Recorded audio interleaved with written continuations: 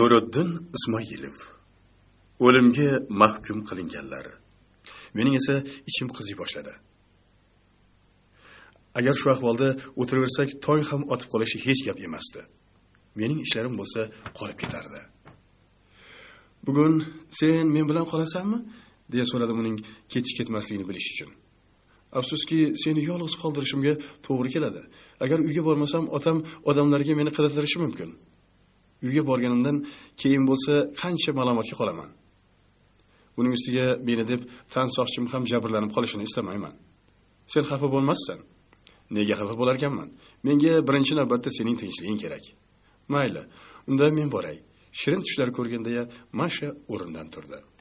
Men uni ko'chagacha kuzatib kelganimdan keyin soat 12:30 bo'lishini kuta boshladim. Bu paytda odam kunduzi har qancha dam olgan bo'lmasin, baribir bir marotaba uyqusi keladi. Hech qursa esnaydi.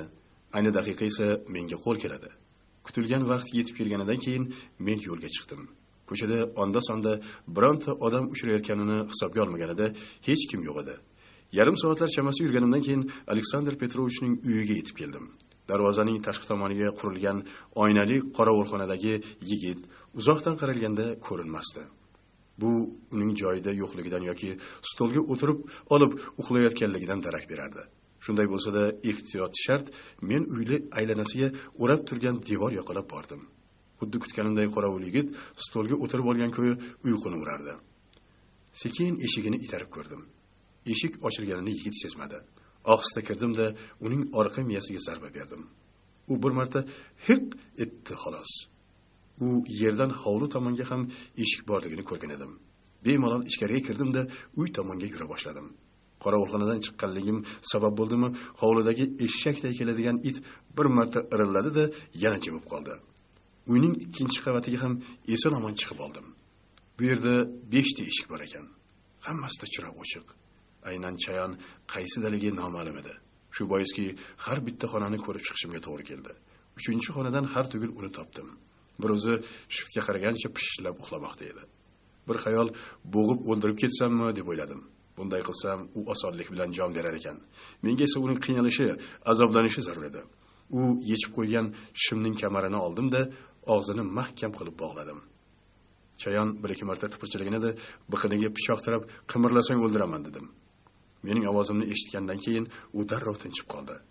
Choyshab bilan qo'lini orqasiga qilib chandib bog'laganimdan keyin o'rnidan turg'azib tashqariga olib chiqdim. Mashaning uyiga yetib borganimizdan so'ng uni to'liq kishandan ozod qildim. Shu ondayoq chayon o'zini mening oyog'im ostiga tashlab, "Tavba qildim, ukajon, tavba qildim" deya o'kirib yig'lay boshladi. "Tur o'rningdan it", dedim men uning yoqasidan ushlab. "Shunchalik quyon yuraymisan? Ukajon, bolalarim bor. Hech qursa shular uchun bir qoshiq qonimdan kech", dedi u ko'zdagi yoshi bilan menga bechora sifat qarab. "Sening bolalaring ham bormi? Hali men bilmay yurgan ekanman-da. Menda bo'lsa na ota-ona va na yaqin qarindoshlarim bo'lgan. Men osmondan tushganman, osmondan" deya baqirib yuborib, uning basharasiga mush tushirdim. U o'mbaloq oshib ketdi. "Tur o'rningdan", dedim men. U mutlaqo darmonsiz qolgan odamday bazur gavdasini ko'tardi-da, "Otangga teginmadim-ku, ataylabdan teginmadim. Sen bilan do'st bo'lish uchun, sening xizmatingni qilish uchun", dedi. "Shunaqa degin? Men bilan do'st ham tutinmoqchimiding? Va qanday oliyjanob odam ekansan? Hali muschay beozorman dersan, it", deb uning biqiniga tepdim. Chayon yana polga ag'inib tushdi. Keyin uni negadir hech ham urgim kelmay qoldi. Chayonga nisbatan ko'nglimda nafrat ham yo'qda edi. "To'g'risini ayt", dedim unga turg'azib stolga o'tkazib qo'yar ekanman. "Nechta odamning boshiga yetgansan?" U burnidan oqayotgan qonni qo'li bilan artdi, ammo g'ing degan ovoz chiqarmadi. "Agar nechta odamni o'ldirganingni aytsang, seni qo'yib yuboraman. Bola chaqangning oldiga borib maza qilib yashaysan." U menga o'qrayib qarab qo'ydi-da, "Mening o'zim odam o'ldirmaganman", dedi. "Kim orqali o'ldirgansan?" deya so'radim men kinoya bilan. "Men bironta odamni shu kungacha o'ldiringlar deb aytmaganman. Unda odamlaring seni chumoq qilib tashlashgan ekanda. Birontasi aytganingni bajarmas ekanda. Unda shuncha yigitni qanday boshqarding? Iltimos qilibmi? Demak, sen yashashni istamay qolibsan-da. Mayli, unda hozir sekin-asta ertalabgacha teringni shilib o'ldiraman seni. Menda buning uchun vaqt bemalol. Baribir bugun men o'ldirmasam, ertaga Aslanning odamlari kallangni olib ketishadi." U kecha kechqurun Asfala sohiliga jo'nagan. Italiya mafiyasi o'z uyida otib ketibdi. Nahotki, unda sen haqiqatan ham omadli odam ekansan. Qizing o'zini o'zi pichoqlab qo'ydi. O'g'ling narkomonga aylangan. Kichik xotiningni o'zing o'ldirib ketding. Kattasi esa jinnixonada. Bundan chiqdi sen uchun qayg'uradigan hech kim yo'q. O'ldirsam-da o'liging ustida birov uvvos solib yig'lamaydi. Hech kim uvvos solmagandan keyin men lazzatlan olmayman. U mening gaplarimni eshitib baqa bo'lib qoldi. Menga qadalgan nigohida esa hech bir mazmun yo'q edi. Biroz o'tib ko'zida yosh paydo bo'ldi. So'ng nega men shunchalik o'lib tirildim dedi. Men ham shunga tushunmadim-da dedim o'zimni hayronlikka solib. Sen odammassan dedi u mashhur qahrli ko'zi bilan boqib. Ana endi o'zingga kelding dedim men miyig'imda kulib. Nima istaysan mendan dedi u jahl bilan. Butun oilamni xonavayron qilding-ku. O'zingchi mening oilamni xonavayron qilmadingmi dedim men unga jiddiy qarab. Sening urug'ing past, sen past tabaqadansan, sen xorozor yashashga mahkumsan. Bu gap to'g'ri mening yuragimga tegdi. Jonim birdan qildog'imga keldi. Biroq o'zimni bosdim. Uning asl basharasini ko'proq ko'rishni istadim. Meni o'ldirmoqchimisan? O'ldir. Nega qarab turibsan deya baqirib yubordi u birdan. Yo'q dedim men bamayli xotir. Sen ham kamida menchalik azoblanishing kerak. Chunki shunga loyiqsan. Bilasanmi? Men senga yaqinlardan kimlarga ko'proq ashindim. Avval kichkina xotining Gulchiroyga bechorani elektr toki ulangan suvga tashlabsan. Bunga qanday ko'ngling bo'ldi? U menga baribir xotinlik qilmasdi.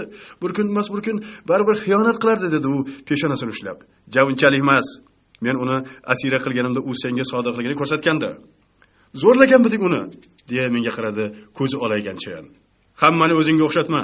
Men senga o'xshab past ketadiganlardan emasman. Hatto qizing o'z xohishi bilan tanasini menga taqdim qilmoqchi bo'lganida ham yaqiniga yo'lamadim. Agar o'rnimda sen baribir hammasi uchun javob berasan. Mening o'rnimga sendan qasd oluvchilar bor. Ular mening shogirdlarim deb baqirdi chayon.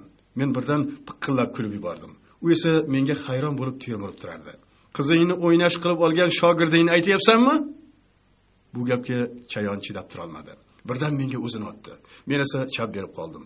U men o'tirgan stolga butun gavdasi bilan tushib, uni qarsillatib sindirib yubordi.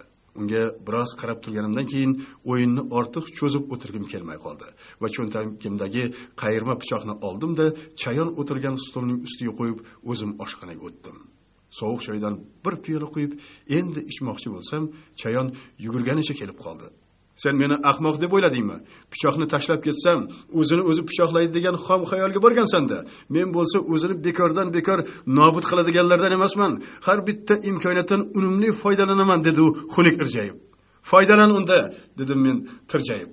Mana deya u qo'lini oldinga cho'zib menga hamla qilganida, qo'lini qayirib pichoqni o'zining yuragi ustidan sanchib qo'ydim. U ikki qo'llab pichoqni ushlaganicha cho'kkalab qoldi.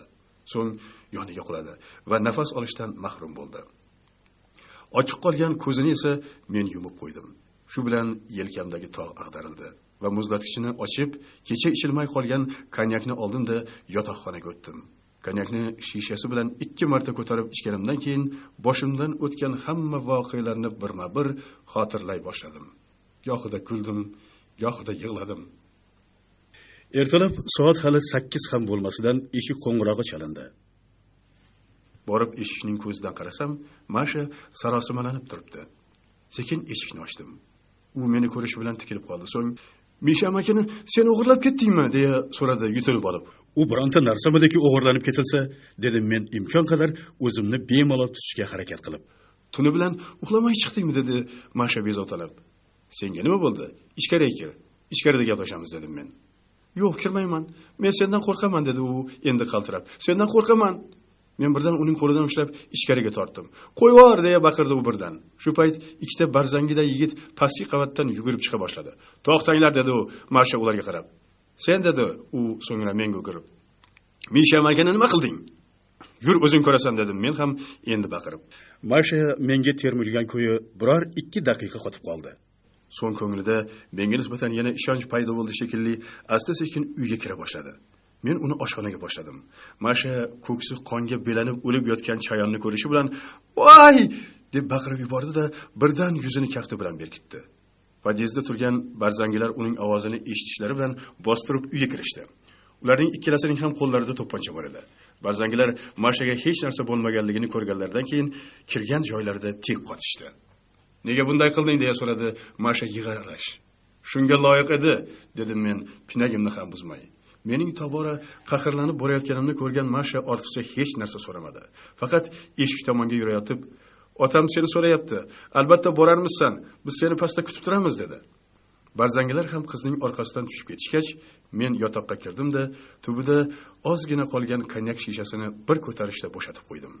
Podyezd oldida 3 ta qop-qora GAZ 31 mashinalari turardi. Men tashqarida ko'rinishim bilan o'rtadagi mashinadan sakrab tushgan Masha yugurganicha yonimga keldi-da, bo'ynimga osildi va labimga labini bosdi. Aleksandr Petrovichning hovlisida men hech qachon buncha odam ko'rmagan edim. 30 ga yaqin uzun kalta, lekin bari birday baquvvat yigitlar qo'llarida to'pponcha ushlagan ko'yi turishardi. Ular biz mashinadan tushishimiz bilan menga qo'llaridagi to'pponchalarni o'qtalishdi. Masha birdan meni mahkam quchoqladi-da, "Ota!" deya baqirdi. Shunda uy ichidan Aleksandr Petrovich salmoq bilan chiqib keldi. Negadir u kostyum shim kiygan, bo'yinbog' taqib olgandi. Men 15-yigit ham manzilga yetib keldi. Hozir bitta buyruq beriladi-yu, mening tanam temir parchalariga to'ladi deya o'yladim. Biroq Aleksandr Petrovich avval qiziga, so'ng menga razm soldida boshqacha buyruq berdi. "Hammang qurollaringni tushiringlar. Joy-joylaringga tarqalinglar. Siz ikkingiz mening yonimga kelinglar." Men uning nega bunaqa buyruq berganiga hayron edim. Masha meni quchgan ko'yi otasi tomon yurdi. "Men sening shunday qilishingni bilgandim", dedi Aleksandr Petrovich uning yoniga borganimizdan keyin. "Sen shunchaki yon berib ketadigan yigitlardan emassan. Sening qahramonligingni ko'rish niyatida kecha qo'pol muomala qilgandim. Ichgan arog'ingga ham ataylabdan Dimidrol qo'shgandim. Shunga qaramay sen o'zingni ishingni qoyilmaqom qilib bajarding. Albatta bunda Masha o'zi bilmagan holda yordam berib yuborgan." Aleksandr Petrovich avval qizini quchoqlab o'pdi, so'ng meni. Shunda ham men ogohlikni yo'qotmadim. U quchoqlash bahonasida menga ziyon yetkazib qo'ymasin degan o'yda qo'lining harakatiga bor e'tiborimni qaratdim. O'sha kuni Aleksandr Petrovich restoranda bazm uyushtirdi. Masha mening yonimdan bir qadam ham jilmadi. Taomlardan avval o'zi totib ko'rar, undan keyin menga yeyishga ruxsat berar edi. Ertasiga nonushta payti "Biz bilan qolasan menda, har tugul hamma ishingni tugatding-ku", deya so'radi Aleksandr Petrovich. "Ketishim kerak", dedim men. "Men-chi", dedi birdan Masha. "Men seni xavf ostiga qo'ya olmayman. Garchi Aleksandr Petrovich mening hamma ishim tugaganligini aytgan bo'lsa-da, ammo hali juda ko'pchilik menda ishi bor." "To'g'ri aytayapti", deya mening gapimni birdan ma'qulladi Aleksandr Petrovich. "Men boshqa tomonlarni esdan chiqargan ekanman." "Yana qanaqangi boshqa tomonlar, ota?" dedi alam bilan Masha. "Qizim, sen ko'p narsalarni bilmaysan. Hozir Sobirning tanho o'zi yurgani ma'qul. Vaqt kelib yana yoningga qaytib kelar." "Hijron azoblari-chi?" dedi titrab ketgan Masha. "Ilojim yo'q", dedim men chuqur nafas olib. "Mening peshonamga shunaqangi kunlar yozilgan ekan." Masha meni quchoqlab olib yig'lab yubordi. U ko'p yig'ladi. Na men va na Aleksandr Petrovich uni yupatdik.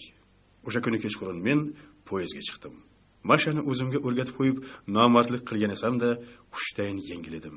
Chunki endi men qo'limni qonga boshqa botirmayman deya o'zimga o'zim so'z bergandim. Bu safar qozoq yigitlarga Xudo insof berdimi yoki boshqa sabab bormi, ular poyezdni tunashga chiqishmadi. Poyezd O'zbekiston hududiga kirib kelganda esa shu paytgacha musiqa qo'yib kelayotgan kuzatuvchi birdan radioni qo'shib yubordi. Unda esa O'zbekiston mustaqil bo'lganlik haqidagi so'zlar yangrar edi. Xursand bo'lganimdan o'rnimdan sakrab turib ketdim. Poyezd derazasini ochib baqirdim. Egamqul akaning o'toviga borib qarasam, hech kim yo'q. O'tovning ichidagi ashqol-dashqollar ham yig'ishtirib ketilgan. Ko'nglimda g'alati bir hadik paydo bo'ldi. Nimalar sodir bo'lganiga aqlim bovar qilmasdi. Hamma tarafni aylanib chiqdim, lekin hamma harakatim bekor ketdi. Quraning yoniga borganimda esa yog'ochga yopishtirilgan bir parcha sarg'ayib ketgan qog'ozchani topib oldim. Unda Sobir aka, sizning eson-omon yetib kelishingizga ishonaman. Biz uyimizga ketyapmiz. Hamma narsa joyida. Dadam kelib, O'zbekiston mustaqil bo'ldi. Endi bemalol qaytaversanglar ham bo'laveradi dedi. Bu yerga kelsangiz, tezda ortimizdan yetib boring. Sizni sog'inuvchi Barno deya yozilgan edi. Uni o'qib bo'ldim-u, xursandligimdan yig'lab yubordim va osmonga qarab yarim soatdan ko'proq yotdim. Uyga yetib kelsam, hovlimiz to'la odam. Ularning o'rtasida otam chir aylanib raqsga tushib, Aman, aman, amana, bo'ldi yaxshi zamona. Ulim qaytdi elim-ov, boshim bo'ldi osmon-ov, deya qo'shiq aytar edi. Kimdir meni ko'rib qolib, Sobirjon keldi deya baqirdi. Yig'ilganlar men tomonga yurishdi. Ammo ularning hammasining ochgan quchoqlarini ochiq qoldirib, otamning yoniga intildim. Uning qoshiga yetgach, tiz cho'kdim-da yig'lay boshladim. Ammo otam menga e'tibor ham bermay, qo'shig'ini davom etkazar edi. Odamlar boya otamning atrofini qanday o'rab olgan bo'lsa, yana shunday aylana hosil qilishdi. Qayoqdandir Saida paydo bo'ldi-da, "Otajon!" deya baqirganicha otamni quchoqladi. Shundagina otam raqs tushishni to'xtatib, singlimni bag'riga bosgancha, "Qizim, akang endi tirik qoladi. Endi biz bilan birga yashaydi" dedi. Men esa tizzalab yurgancha otamga yaqinlashib, "Ota, men keldim" dedim ko'zimdan oqayotgan yoshni tiya olmay. "Sobir" dedi otam menga qarab. "Bolam, keldingmi?" "Ota, butunlay doimo yoningizda bo'lish uchun keldim." O'sha kuni uyimizda bayram bo'lib ketdi. Hamma meni bag'riga bosar, sog' salomat kelganim bilan tabriklardi. Men nihoyatda taajjubda edim. Chunki avvalgi kelganimda ko'pchilik mendan o'zini olib qochgan, iloji boricha o'zini ko'rmaganga olgandi. Endi esa ayniqsa xolamning eri kelib, mahkam quchoqlab olganida o'zimni bazo'r tutib turdim. Meni uyiga sig'dirmay, yarim kechasi ko'chaga haydagan odam yelkamga boshini qo'yib, uyalmay-netmay ko'z yosh to'kardi. Ertasiga qayerdandir xabar topgan Batinkov keldi. U men bilan xuddi birodariday quchoqlashib ko'rishdi. "Men sizning ixtiyoringizdaman" dedim unga.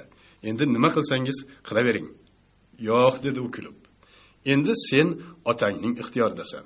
Senga faqat ugina xo'jayin. Axir sizni meni ushlash uchun yuborishgan."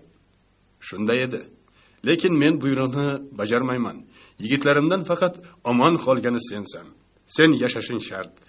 Senga berilgan oxirgi buyrug'im shu, deb u meni qayta bag'riga bosdi. Men bu buyruqni jon deb ado etishga tayyor edim. Oradan 3 oy o'tib, Barno ikkalamizning to'yimiz bo'ldi. U shunaqangi chiroyli ediki, ta'rifiga til ojiz.